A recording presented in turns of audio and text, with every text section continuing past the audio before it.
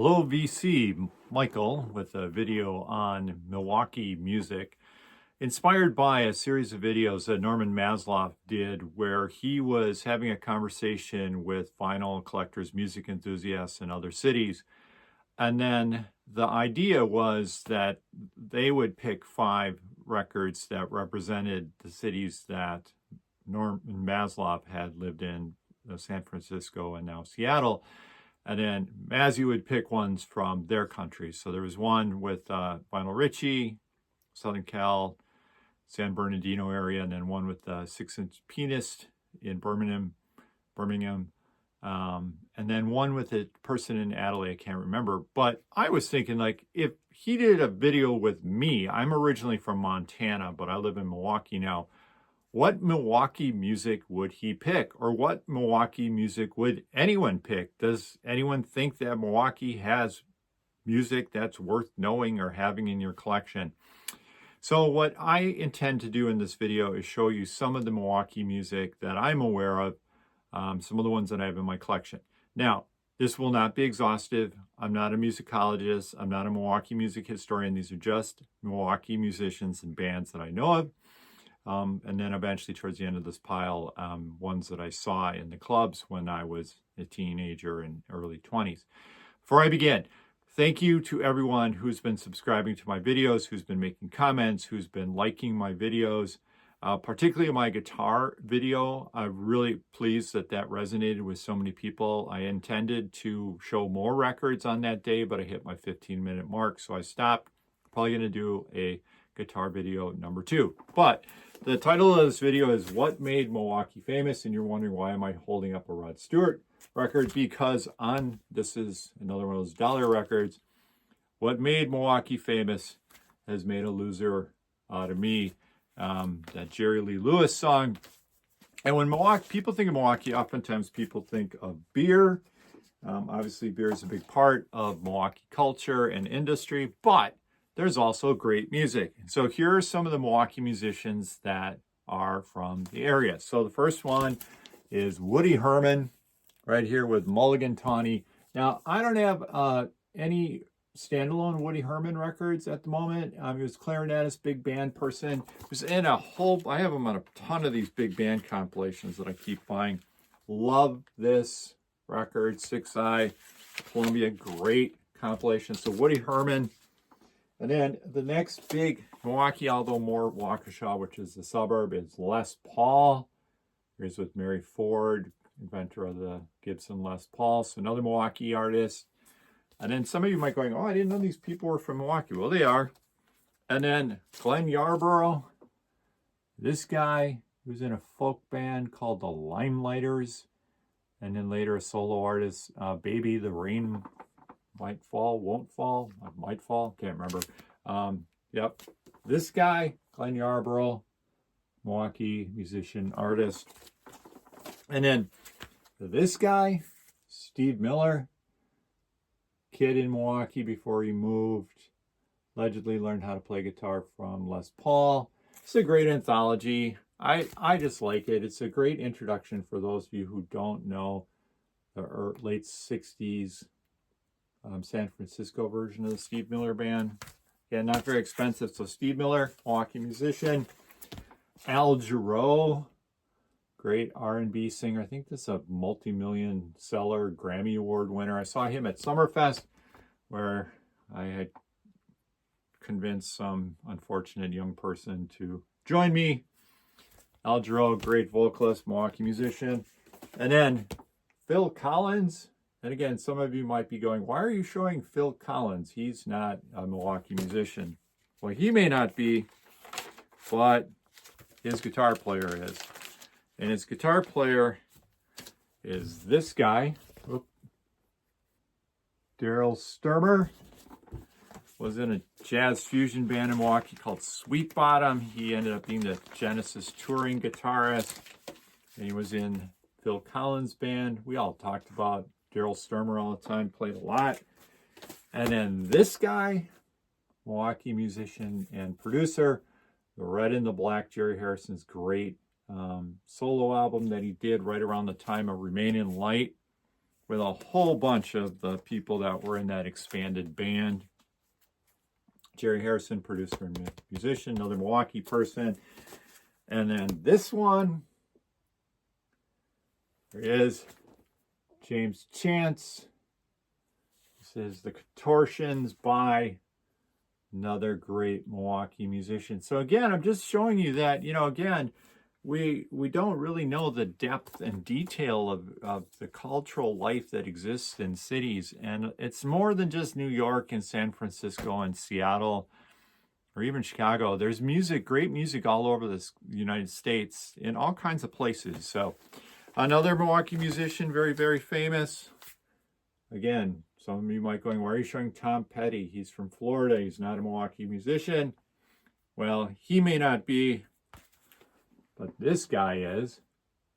Howie Epstein, another Milwaukee musician, eventually Carlene Carter's husband.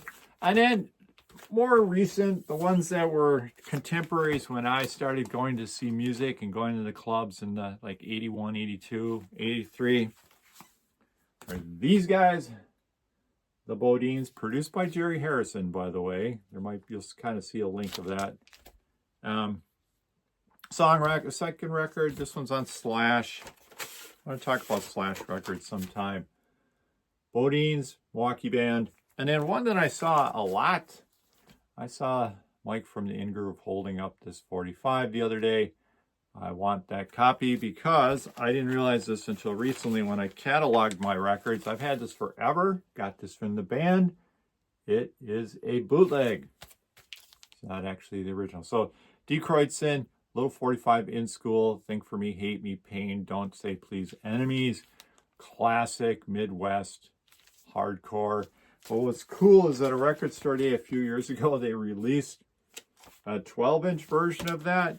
And my favorite part was it came with an origin story comic. So cool. So worthwhile. Love this. D. Kreutzen, Cows and Beer. Yes, what Wisconsin and Milwaukee is famous for. But also this hard rock alternative. I just call them a rock band. D. Kreutzen. And then another famous Milwaukee band, Driving and Crying. And some of you go, wait a minute. Kevin Kinney and the boys, they're not from Milwaukee. Well, this dude is. Kevin Kinney, Milwaukee guy, was in the Prosecutors, one of the early punk, new wave, pop punk bands. And great fan of his. But he had many sides, including this brilliant solo album, a softer side, not as rockin', produced by Peter Buck. So Kevin Kinney just found this one in Montana a little while ago. And then kind of tied into that James Chance kind of music, different kind of, was a band called the Oil Tasters. And I'm showing this 45 because of the song that's here, That's When the Brick Goes Through the Window, which is the name of a great book that I highly recommend.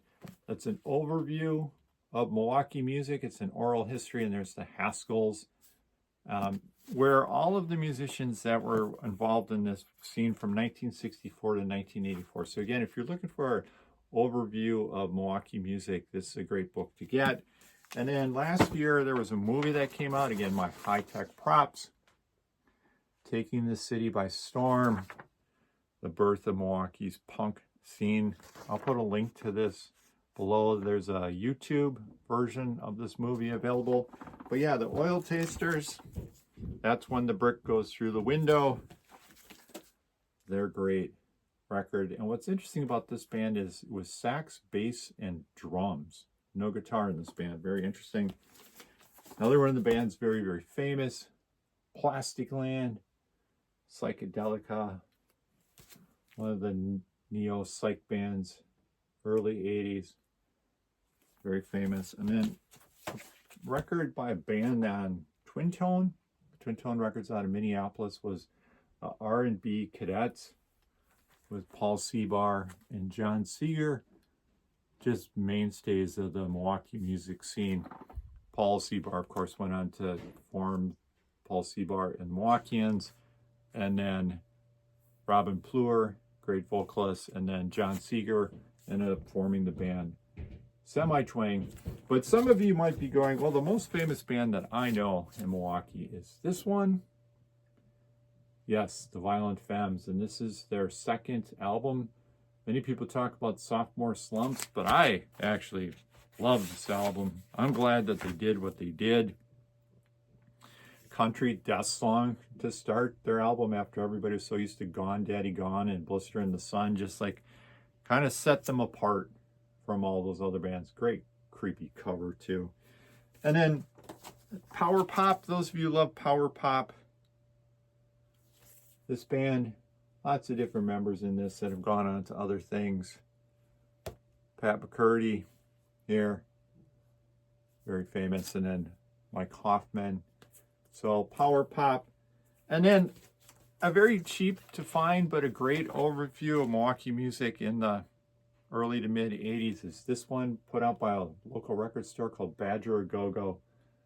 And it has tracks by all the bands that I was seeing in the clubs: Liquid Pink, Plastic Land, Squares, Dummy Club, Boyder Car, Paul Seabar, Detroitson, Couch Flambeau, Blowtorch, Cherry Cake, FI, Appliances, SFI, or SFB, Brian Ritchie from the Femmes, and then EIEO, and Food Warnings. And then the last of the very famous bands from Milwaukee is Arrested Development. Again, many of you are saying, wait a minute, those guys aren't from Milwaukee. This guy is. Speech. He met, and I believe one of the other members of this collective at the University of Wisconsin-Milwaukee. So, band that was there. And then there were lots of those, just other types of bands that just were great. There's a local punk club called Zach's. Amadot's female-led kind of goth post-punk band. Just brilliant. Industrial band. Boyder Car, performance art of sorts. This one recorded across the United States on tour. Another band on a major label, Color Radio. This one's on A&M. Kind of synth pop band. Couch Flambeau, another like kind of punk pop band. A little bit of humor. Some regional fame and success. And then one of the bands when I was going out, one of those dark kind of goth synth pop bands, Dark Facade, love them. One of the guys who wrote that book I showed you was in this band. One of the most famous of the punk pop bands, the Haskells, two brothers, Presley Haskell, Guy Hoffman, who went on to be in the Femmes, and the Bodines. Semi-Twang, who I just talked about with John Seeger. And then there again is Mike Hoffman, who was in Yipes. And then the last two Milwaukee bands I'm going to show you is the Shivers. Great power pop band right around the new wave time with the brilliant Jill Kasoris vocalist. And there's Scott Krieger, Jim Iannelli, Jim Richardson, and Mike Pyle. Great band. And then the final one I used to see all the time, kind of like a ska new wave power pop band, Ex Cleavers. So Michael, Clash City Rocker, again, inspired by the video by Norman Maslov talking about Milwaukee music. Every city, I'm sure, has a music scene. Milwaukee has, I'm showing it backwards, a vibrant music scene, as well as Milwaukee. It was really great to grow up and being into music when you could go and see bands. You're like, wow, that band is so great. And dance, believe it or not. People used to go and dance to bands, which was fun. So again, thank you for watching my videos. Thank you for subscribing. I hope you're enjoying these videos. I'm enjoying making them. So Michael, Clash City Rocker, peace.